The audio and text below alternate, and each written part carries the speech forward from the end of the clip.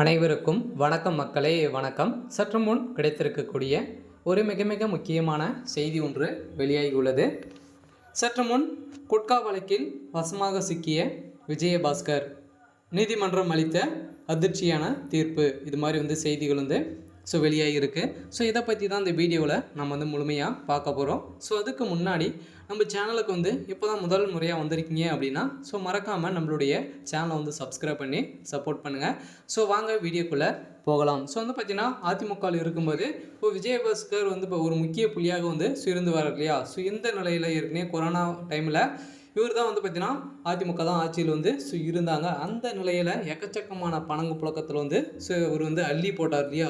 இந்த நிலையில் தான் இந்த பணங்கள் அனைத்தையுமே இந்த குட்கா முறைகேடு வழக்கில் தான் பார்த்தீங்கன்னா வசமாக விஜயபாஸ்கர் எக்ஸ் அமைச்சர் விஜயபாஸ்கர் வசமாக சிக்கியிருக்கிற நிலையில் தான் இந்த விஜயபாஸ்கர் அவர்களுக்கு நீதிமன்றம் அதிரடியாக இறுதி தீர்ப்பாக வழங்கியிருக்காங்க. என்ன தீர்ப்பு கொடுத்துருக்காங்க அப்படின்றத இந்த வீடியோ முழுமையாக நாம் பார்க்கலாம். குட்கா முறைகேடு வழக்கில் முன்னாள் அமைச்சர் விஜயபாஸ்கர் மற்றும் அதிமுகவை சேர்ந்த 3 அமைச்சர்கள் பார்த்தீங்கன்னா இதில் சிக்கியிருக்க நிலையில் தான் பெரும் பரபரப்பை ஏற்படுத்தியிருக்கு. இந்த நிலையில் இந்த குட்கா வழக்கில் சிக்கிய 2 அமைச்சர்களும் அக்டோபர் 14ஆம் தேதி நேரில் ஆஜராக வேண்டும் என நீதிமன்றம் உத்தரவிட்டிருக்கும் நிலையில் தான் அதிமுக சேர்ந்த சில அமைச்சர்கள் இதில் தொடர்பு இருக்குது அப்படின்ற மாதிரி சொல்லியிருக்க நிலையில் அனைவருமே கைது செய்யப்படுறதுக்கான அனைத்து ஏற்பாடுகளும் நடந்திருக்கு. இந்த நிலையில் தமிழகத்தில் தடை மீறி அதிகாரிகளுக்கு லஞ்சம் கொடுத்து குட்கா பொருட்கள் விற்பனை செய்யப்பட்டதாக புகார் எழுந்திருந்த நிலையில் இது குறித்து விசாரணை நடத்தி வரும் டெல்லி சிபிஐ காவல்துறையினர் புகாரில் சிக்கிய மாதவ ராவ், சீனிவாச ராவ், உமாசங்கர் குப்தா உணவு பாதுகாப்புத்துறை அதிகாரியாக மற்றும் இதைத் தொடர்ந்து மொத்தம் பார்த்தீங்கன்னா ஒரு 6 பேர் மீது வழக்கு பதிவு சிபிஐ செஞ்சுருக்க நிலையில் தான் பார்த்தீங்கன்னா தமிழகத்தில் பெரும் பரபரப்பை